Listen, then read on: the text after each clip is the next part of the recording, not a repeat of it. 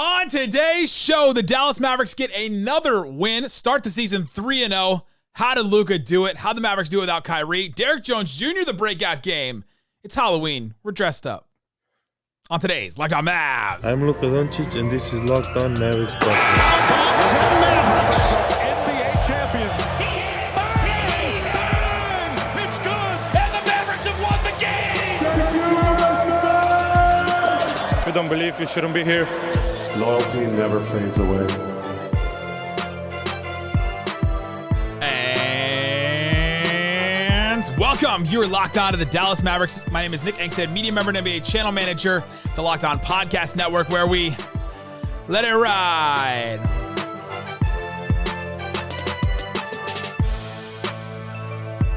If you're watching on YouTube, one of us is dressed as a really sad Astros fan. Yep. And one of us is dressed like Isaac Harris. Yes, with my beanie and my coat. It was cold today. it was. Thanks for being part of the show. Making Locked On Mavs your first listen every day, where the best way you can help us grow the show is to listen every day and to comment anything below. Let us know in the comment section what's one thing that stood out to you in the Mavs win over the Grizzlies. Today's episode is brought to you by Game Time. Download the Game Time app, create an account, and use the code LOCKEDONNBA for $20 off your first purchase. And joining me, as always on Post Games this season, from the Slightly Biased YouTube channel, it's Tim himself, Slightly Biased. What you got for me? Feeling good. Want to give a quick shout out here before we get going. Bally Sports, tremendous work tonight, guys. The really people good. you employ are amazing. Your app is trash. Yeah, whenever the Slightly Biased sports media conglomerate takes over, you're out of here. Is that that's what Cuban's gonna buy out? Cuban's gonna buy out Slightly Biased, and then he's gonna put you on the streaming service. Yeah, and it's over for you, Bally. That's it. We're taking you down from the inside. Well, we already got Dana. We already have a mole, so we can take him down from the inside now. Starting with Dana. Hostile takeover. Oh man. Today's episode, we'll get into the Mavericks win 125-110 against the Memphis Grizzlies. 3-0 for the Dallas Mavericks. Okay. Were you concerned about that one? We'll talk about that. We'll talk about Luka Doncic. Luka Magic is real, according to Derrick Jones Jr. I agree with him. Speaking of, airplane mode goes off in this one. We'll talk about his game. I got to give Tim Hardaway Jr. credit. We'll talk about Maxey, and we'll talk about more stuff. And I don't think I can do a whole show with this beanie on my head because it's too hot. Like, I don't know how Isaac does it. Every single show he would have a beanie on. It's just like, I don't know if I've worn a beanie more than twice in my life, outside of like skiing. I did the which coat. I've only done once. I did the coat and the beanie, and I don't know how he lives in this climate and still does this. I'm a big coat guy, even if it's not like inside my apartment. I'll wear a coat. A coat, just like full coat. I like to keep coat? my apartment 62. 62. You're the people that ERCOT come after us about. You're the one. That's right. I like to stay ready. Never comfortable. Man. Let's start here. The Dallas Mavericks get the win. Luka Doncic, 35 points, 12 boards, 12 assists. I mean, this guy, absolutely insane in this one. 6 of 12 from three. He continues just to nail all of his threes. An incredible run we've got from Luka Doncic right now. And he looks like he's got more late in games, too. It's not just that he's racking up a bunch of points early, which I think we saw last season, and then by clutch time, he doesn't have it, right? We saw him in this game score 11 of his points in the fourth quarter, 3 assists, 5 rebounds. He played all 12 minutes in the fourth quarter, and he had it going. What do you think is the difference for Luka this year than Luka last year that we saw at the beginning of the year? Well, his conditioning is much, much improved. Like, he just looks better. I mean, he looks much slimmer, just first and foremost, but his just conditioning looks better. I mean, like you said, fourth quarter of games, he's just locked in on both sides of the ball, which has been a key improvement. And I want to say mentally something has clicked because even, I really haven't noticed too many possessions where he's yelling at the refs and not getting back. And I don't know what it is. I don't know if someone like Grant Williams actually alleviates that. That's what I've seen some people suggesting, because Grant Williams screams at the refs. So Luka's like, oh, okay, I don't need to be screaming at the refs because Grant's doing it. I'm with you on that, though. And I've been saying this, and I said it to Grant Williams' face. I said, are you going to take a tech for Luka? And he looked at me on media day and said, Luka's gonna have to take a tech for me. And I'm like, I'm for that. And I think that Luka just wanted to feel like he had an advocate sometime. He wanted to feel like, am I the crazy one here that everybody else thinks these refs are making awful calls and I'm the only one, right? Like, he pleads with Jason Kidd sometimes. Like, when I go to games and I sit there and I watch him during timeouts, he's like looking at Jason Kidd, like, say something, call something. So I do think there is something to the Grant Williams effect.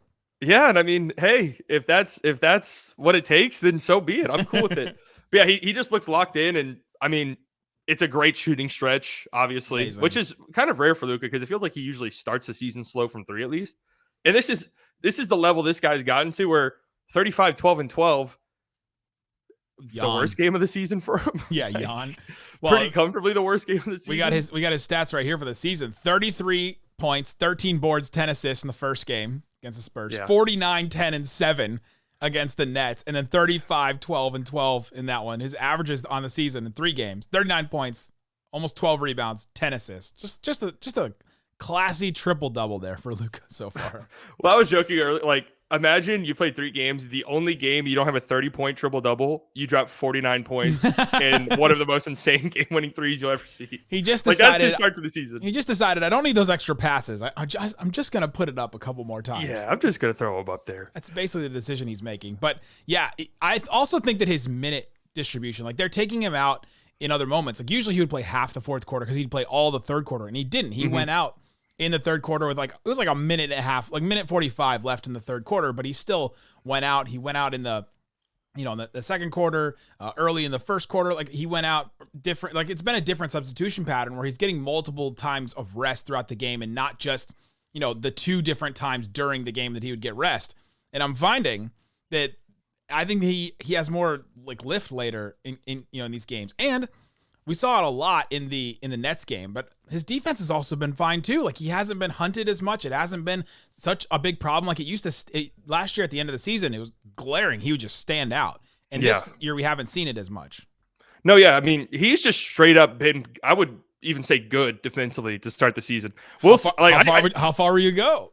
I genuinely think he's been good. Like I wouldn't say great or anything like that, but he's been good. And like you said, like we saw in the Nets game, Mikal Bridges, they were trying to hunt him. Like they were made it a point of effort. They were going to go after, and I don't know if it worked a single time in the fourth quarter. Like they had to pass out and they had to lead to different shots. And there was some like plays in that game, like Royce O'Neal hit a end of shot clock 3 off of a great defensive possession. That stuff sucks. But I think the defense has been really good. I thought defensively the Mavericks as a team tonight were really, really solid. They gave up 36 in the first quarter, but nothing more than 25 the rest of the game in any quarter.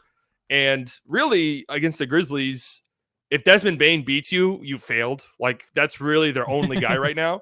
And they did a really great job of not letting him get any clean looks from 3.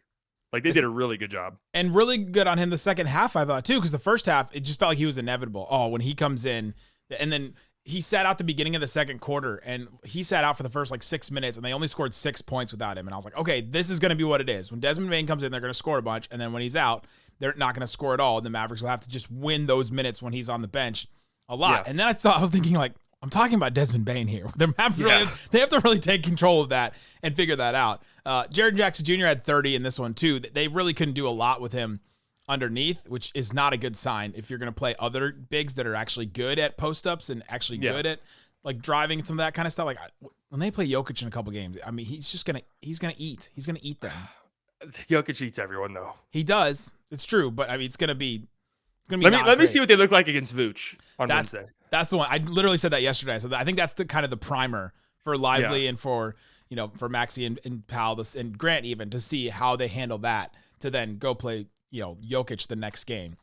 I'll say this. Go ahead. Sorry, I'll say this real quick about Jaren's 30. I don't know. I didn't feel like he was killing us. Like I was cool with almost anything Jaren Jackson was doing 30. Offensively. I was shocked to see he had 30. I mean, I know he had like a garbage time bucket at the end there, but I don't know. It just didn't feel like he was dominating, if that makes sense. Even though his stats are nice, 30 points, 10 of 20. But it wasn't ever like, oh God, we're getting killed by Jaren Jackson. Yeah, it was efficient, right? Like he, 10 of 20 from the field. He hit 3 threes, 7 of 9 from the free throw line. Like he was efficient in the game. But if I learned anything from watching Dirk Nowitzki, the majority of his career, there are points and there are buckets, right? Like it's a difference between. You can look at Dirk and be like, oh, that guy averaged 24 points a game. First of all, it's different than today's NBA. But the time when he was getting those buckets, the Mavericks needed those. Like they were going on certain runs. Jaren Jackson Jr. in this game, now that we're crapping all over Jaren Jackson Jr., 30 points. It was a minus 25 in the minutes that he played. So they're not coming in minutes that necessarily mattered as much as some others. They didn't come as much, as minutes that matter as much as Derrick Jones Jr. did. That one, his points only came in a minute. So coming up, let's talk about his breakout game. Were you nervous in the fourth quarter? Did the Mavericks, did they figure something out in order to close some of these games out? We'll talk about that and more coming up. But before we do, let me tell you about FanDuel. FanDuel Sportsbook has you covered with all kinds of props and odds inside and outside of sports. I hope you put some money down on those Texas Rangers. Got you a win in that one. You can go check on game 4. Rangers, 1.5 point favorite. The over-under is 9. I figured out what the over-under is. It just looked weird because they were on the same line and I didn't know how to read it. So you can go check that out and see what you can get on the Texas Rangers. If you are a first-time customer, you get $150 in bonus bets with any $5 money line bet. So put your money on the money line for the Rangers to win game 4. That's $150 if your team wins. If the Rangers win, you win. Put some money down on the Stars. Stars got to win too. Mavs got to win. It's 3-0 for Dallas sports teams. FC Dallas, not so much. If you're thinking about joining FanDuel, there's no better time to get on the action. The app is so easy to use. There's a wide range of betting options. So visit FanDuel.com/LockedOn and kick off the NFL season today. Shut it down! Let's go home! Thanks, everybody, for hanging out with us on Locked On Mavs, being part of the show, part of the Raccoon Squad, listening every day. Appreciate you. If you want to support the show, text us, get text alerts from us on Mavs rumors and more. Watch film with me. I'm going to go back and watch the fourth quarter again and break down some stuff, point out some things that I noticed, point out when I got really frustrated in the Mavericks, point out Josh Green, huge bucket that he got late in this game. You can subscribe to our subtext. Click the link in the description. Text the number in the description or on the screen below. All right, Slightly. Mavericks almost gave up this game. It was technically a clutch game. There's some people coming at me on Twitter and in the YouTube comments saying it was only a clutch game for like 5 seconds. Okay, it still was. Technically, I'm right. Technically, you were right. But it to me, a clutch game. It came down to the Mavericks almost gave this one away. They're 2 buckets away from giving this one away. 5 minutes and 14 seconds left. The Mavericks were only up by 4. Jason Kidd took his second timeout in 1 minute. What did you see in that segment? And were you nervous the Mavs were going to give this one away? Very nervous. PTSD from a year ago. Yep. Nervous the whole game. Like it might take like a month or two of them consistently winning games before I'm like back to just being like, oh, okay, Mavericks are winning this one tonight. Like I never felt comfortable this whole game. But yeah, it was really frustrating too, because it was like, it felt like they thought they had a 50-point lead or something, and they were throwing full court heaves, and it was like they were trying to milk the clock and taking terrible 3 after terrible 3. And they were just falling right into the Grizzlies' hands. A very bad half-court offense, especially without Ja Morant. Offense that was very much struggling to get anything going, and terrible turnovers that led to baskets. Mavericks transition defense still looks terrible. Horrible misses. Those terrible long threes. A lot of times those are like turnovers in that, they can get long rebounds. Yep. Yeah, and the defense has the defense offense you can leak out in transition. And the Grizzlies got a bunch of easy buckets in a row. And yeah, for sure, I thought they were about to lose a game. Are you kidding me? Like, I watched all 82 games last year. Like, I for sure thought they were about to blow it. I took the dropout, but I should have kept the Michael Finley. Did you see us play last year? I should have kept that one on the sound board. I thought they were gonna give it up. And when Kidd took those 2 timeout, like, okay, going back to the third quarter, there was a moment in the third quarter where I was so frustrated. It was early in the third quarter. The Mavericks gave up that BS like out-hustled play where there was 2 offensive rebounds. The ball kind of went out of bounds, and then Grizzlies saved it. They got another offensive rebound off another miss, and then Tillman got an and one off of it. And I was just like, what is happening? Like, this is where the coach would like call a timeout, get everybody together, fire everybody up. And that's not really Jason Kidd's style. He's never going to be that way. That's never going to be the coach that he's going to be. He's never going to be the yell and scream at you coach anymore, because I think he really wants to not get that label back that he got when he was in Milwaukee, when he made up all of them run on Christmas. Like, I don't think he wants to do that again. If you read the Giannis book from Mir and Fader, you'll know what that story is. Then a couple minutes later, the Maverick, like Jason Kidd finally called a timeout after another set of like just bad effort plays. And it felt like the effort wasn't there. It felt like they got their lead and they thought, all right, we're just going to coast the rest of this game because they don't have anybody. Then guys hit some threes. You got the flagrant one on Jaren Jackson Jr. against Grant Williams. And then into the fourth quarter, okay, they build the lead a little more, and then it just all came out from under them so fast, like it does for the Mavericks. Their defense just falls out. It doesn't seem like they have it going, and they got to keep scoring. Like, you just can't stop scoring if you're this team, because your defense is not good enough to keep up. And it felt like they stopped scoring. And guess who came up big? Josh Green. Big bucket. Jazzy. 4 minutes and 52 seconds. He hits a big bucket, drive and finish over Jaren Jackson Jr.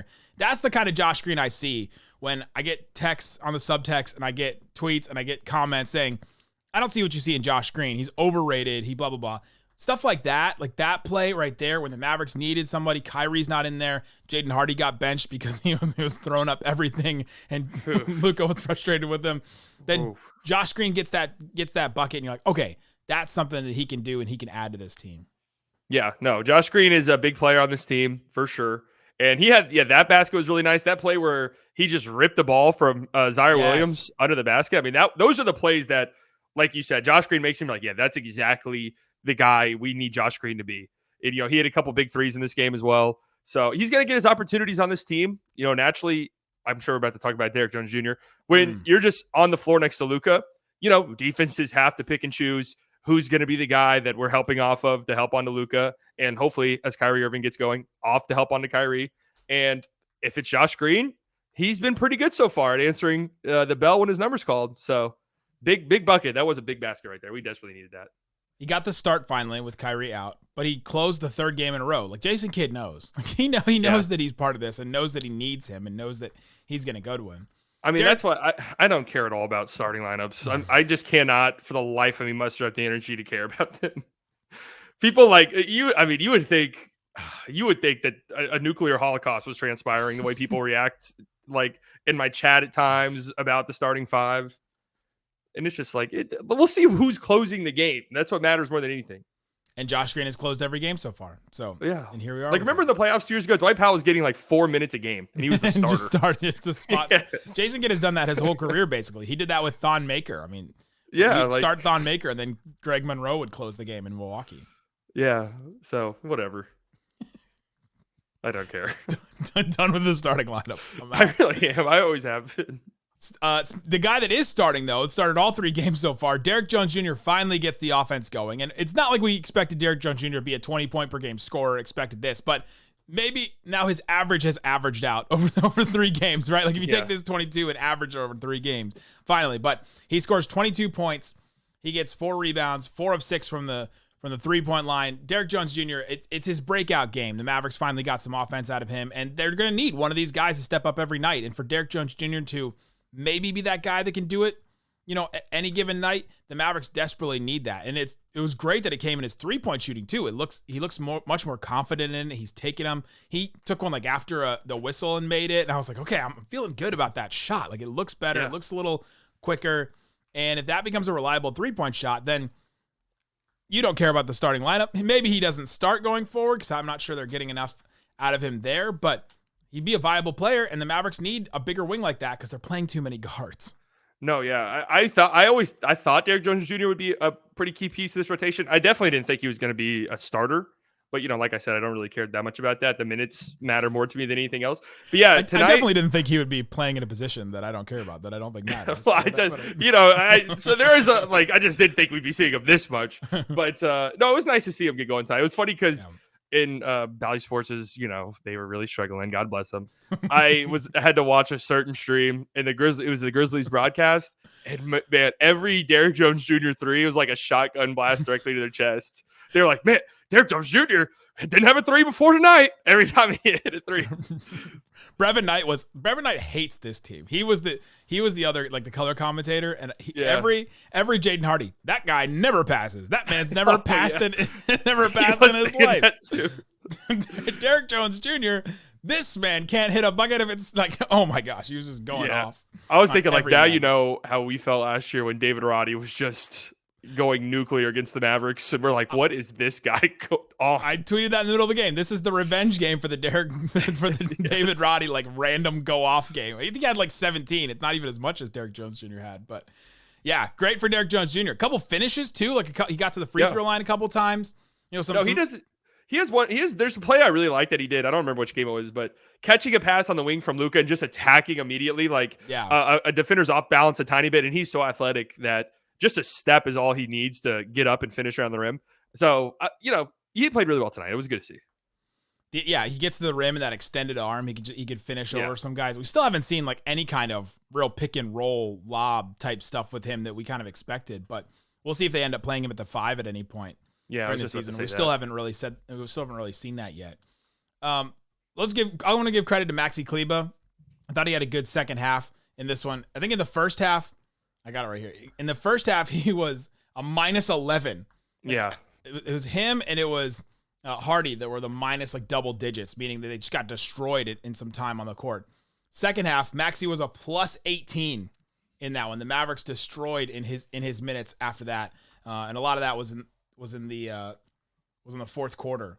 He played 8 minutes and it was a plus 12 in that one. So Maxi, I thought he had a good, like, it felt like he was back to defending the way that we expect Maxi to defend. Yeah, he had some good moments in space the second half. First half, I thought it was a disaster, but it's really weird. It's that for the third quarter, they went to that 4-guard plus Maxi lineup that it's just, when you look at it on the floor and it's shocking. And Luka wasn't even out there in the third quarter with them. It was like Seth. I don't remember who it was exactly, but it was shocking. When Exum got hit in the face. Yeah, it was a little bit after that, I think. But that lineup, I went back and I looked, had like a plus 9 or something against the Spurs too. So it doesn't seem like it'll work, but I don't know what it is. Something about it just does. Maybe they just take the opponents by so much surprise. Like, wait, we were never game planning for this. How do we guard Seth Curry, Tim Hardaway, Exum, Josh Green, and Maxi, or whoever was out there? It's like, that feels like a Carlisle special with the three guards in there like that. Yeah, JJ Brea running small forward. Coming up, I got to give credit to Tim Hardaway Jr. because he's now had 3 solid scoring games, maybe not efficient games, but he kept the Mavericks in the game and he continues to do it. So we'll give him credit. We'll talk more about this team. What happened with Dereck Lively and his fouls? So we'll talk about stuff like that coming up. But before we do, let me tell you about Game Time. Game Time is the app that has you covered for last-minute tickets, flash deals, zone deals, all that kind of stuff that you can get right now. Oh man, they got this right now. They have Game 6 if necessary for the Diamondbacks Rangers. You can get those right now, those tickets. Oh man, you can see the view right from your seat. I'm looking at it right now. You can get some tickets right here. There's flash deals, a couple of cheap flash deal ones, cheap for a World Series game. So you can check all that out at Game Time. Go to gametime.co or download the Game Time app, create an account, use the code LOCKEDONNBA. You get $20 off your first purchase, which could help you buy a World Series ticket if you're that close to it. Terms apply. Again, create an account, redeem the code LOCKEDONNBA for $20 off. Download the Game Time app. Last minute tickets, lowest prices, guaranteed.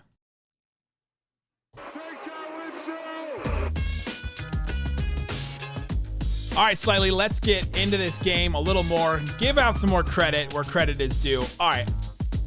I've been giving Tim Hardaway a hard time, and even during this game at times, I wanted to give him a hard time, just saying, what are you doing with some of the plays? But the Mavs, their ceiling changes when he's shooting well, and their ceiling is different when he plays. Now, he may give it back on the defensive end, several times a game, but 21 points, got 5 rebounds. He was 8 of 14 from the field. The Mavericks needed every one of those points. Yeah. No, I just pulled up the stat because I looked up a couple days ago. So another game where Tim Hardaway hits 3 threes. Last year, they were 22 and 15 in games where he hit 3 threes and 16 and 29 in games where he didn't. Woof. So, Woof. like, it's the shots aren't always the best. The things that always annoy me are, it's like, okay, Tim, we could have got that shot with 3 seconds left on the shot clock. That's a shot we can get at any moment. It's the pull-up ones. Like I was sitting, I usually sit like next to some scouts at Mavs games, and there was one time that like every time Tim would throw up a pull-up shot, like a pull-up 3, I would go, ugh. And the scout like looked over at me and was like cracking up because he knew like every single time it was a Tim Hardaway Jr. pull-up 3, I was gonna be frustrated with it. He can anything on the move, the catch stuff on the move. Any kind of that, like I'm totally fine with it. It's just such a weird shot selection. Him in transition always makes me nervous. Like anytime he comes out in transition, but they need that confidence. You get the good and the bad sometimes with that confidence. And if Kyrie's going to be out, you need and Hardy's not going to be playable according to Kid. Like you've got to play him, and he's got to be able to put up points. No, yeah, like you said, they needed him tonight without Kyrie. Like because Hardy's in the doghouse. I mean, he just is, and he was not very good tonight, to be fair. But if that's the case, and Seth Curry's not really looking to score much when he's on the floor, it seems like, yeah, Tim, you're going to have to be that guy, and it's going to be terrifying, and there's going to be possessions where you're like, whoa, what are we? There was a possession, I think, in the fourth quarter. I don't remember when, but he's isolating, and you're just like, oh, God. I can see it in my head. It was the end of the third quarter. It was the last possession of the third quarter. he's running the pick and roll with Maxi. I'm like, whoa, I don't know if It's I've ever seen not even a this. pick and roll. He just was like stand next to my defender, then go over there, and I'm just gonna stand here. There's no action that I'm doing that is a pick and roll at all. Yeah, and he fell. Oh He my dribbled it out of gosh. bounds, but it was just like, all right. It was like, all right, I expected that from that play. That's cool. But no, he was big. I mean, I've said this all offseason, like volume shooting. It's a skill that people don't really value. That's important for teams. Seth Curry took his first 3 in this game of the season. Yeah, his first one. Like the difference between him and Tim, like Seth is going to be efficient in his threes, but he's very selective on his threes too. Tim is not selective at all in the slightest. Like you wish he would be a little more selective, right? Like you wish you'd take some time and pick the right shots out of a bag, but instead he's taking all of them. But the Mavs need that as the threat in there. They just also have to be ready to get back on transition. Yeah. Transition too, another thing I want to bring up. We've been tracking this number. Mavericks 17% of their possessions in transition, which is up for them.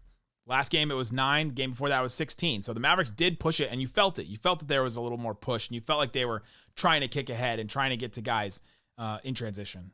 Yeah, I mean, one of Derrick Jones' basket was a really nice, pretty much baseball pass from Luka up court, and really good catch and finish by Derrick Jones Jr.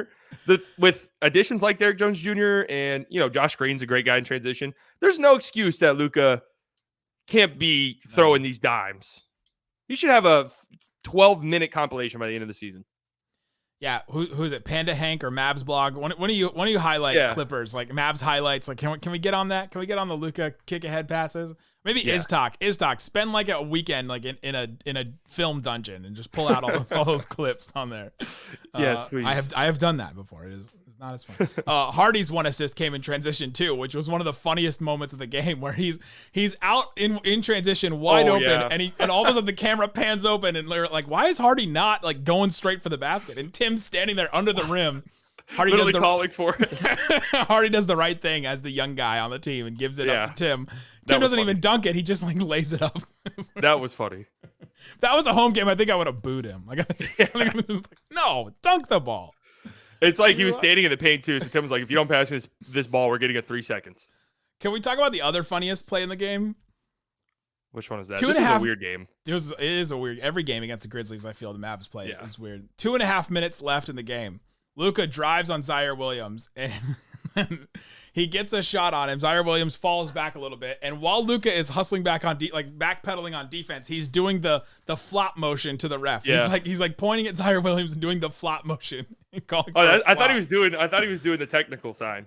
Yeah, well, the flop is the tech. Like you get a tech for a flop now, and so he was like he's doing the flop, and then he did the team. I was saying if I was a ref and someone did that to me, I'd say, okay, timeout. They wanted a timeout. I would just give him the timeout. I thought it was a timeout. Oh, I didn't know what you were doing. Don't do that. Okay, so we got to talk about Lively too. Lively had 5 fouls in this game. Only played 13 minutes. Kid put him back in the game, but he had 6 boards. He had that one dunk. He got some ticky-tack fouls here and there, but these games are going to happen. Like when we talk about he's a young center, he's inexperienced, he needs to go through some of this stuff. He's going to have mistakes. Like when kids line all preseason training camp, he's going to have mistakes. It's going to happen. He's a young center. These are the games where he's got to learn from it. 100%. Yeah. And these are the growing pains that he's going to have too. Like these games are a necessity in young players' careers. It sucks for a team that's trying to win, but for a young player in his development, he's going to have games like this. And there were some ticky-tack fouls, but there are also some fouls, especially after he was already in foul trouble, that you just have to know instinctively, I'll give up a basket here, but I just can't take a foul. Oh, I think it was his 4th one. The armbar one on Desmond Bane in the air. Like, ooh, that one's just bad. And then I think his 5th one he needed to because he was saving a bucket. But yeah, exactly. But it's going to happen. It is what it is. I still thought he was pretty good in his minutes. And this is why Dwight Powell, everyone wants to laugh at him and make fun of him. He's going to be an important player for the Mavericks this season. And he was really good yet again in his minutes. 4 blocks. Blocked Jaren Jackson, reigning defensive player of the year. He blocked him twice. I got rid of one team employee and I brought in a sleeper cell. I brought in another one to give me the Dwight Powell propaganda. I've always been a defender of his. You want to know why, though? He hustles, he tries, and he doesn't complain.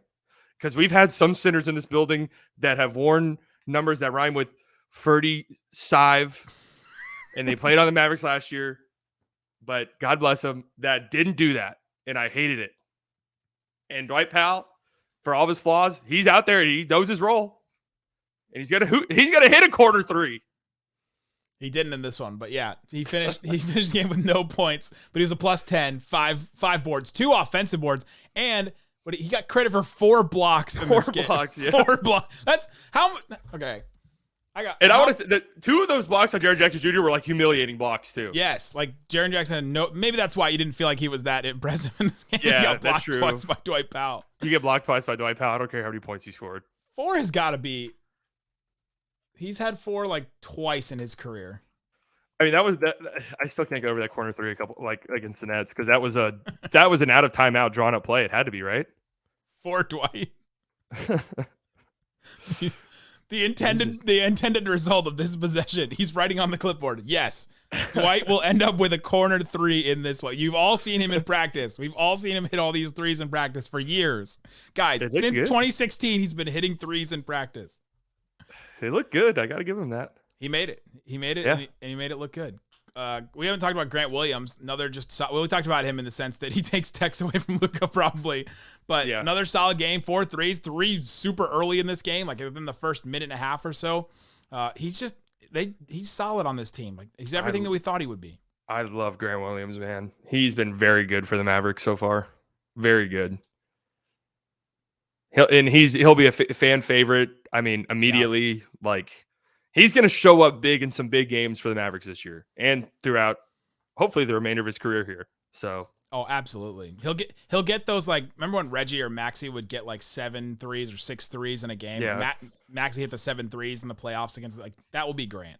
Yeah, he's going to have some huge moments. And you know him, he's going to get hype and the crowd's going to go crazy. He's going to be like the Dorian Finney-Smith, really, of this team. Oh, who knows? Maybe Dorian Finney-Smith.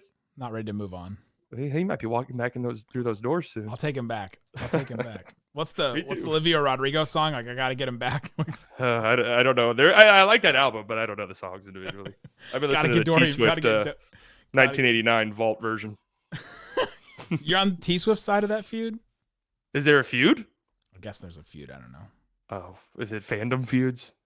I don't know. I saw a video the other day that Olivia Rodrigo refused to sing one of Taylor's songs that her friend was doing a cover of, and I was like, ooh, spicy. I'm not taking any sides. Both those fan bases scare me. That's like going up against like BTS fans. Like, which choice are you making in life? I agree with whatever side you are on. Let us know in the comment section what stood out to you in this game tomorrow. On tomorrow's show, Mark Followell, the voice of the Mavs. I may have only been able to hear him for half of this Mavericks game, but you'll be able to hear him for an entire Locked On Mavs tomorrow. So check into the show then. Yesterday, Reggie Adatula joined to talk about the Mavericks and ask some big questions that still kind of loom after this game for sure. So check up with that on the show. Guys, thanks so much for listening to Locked On Mavs. Peace out. Boom.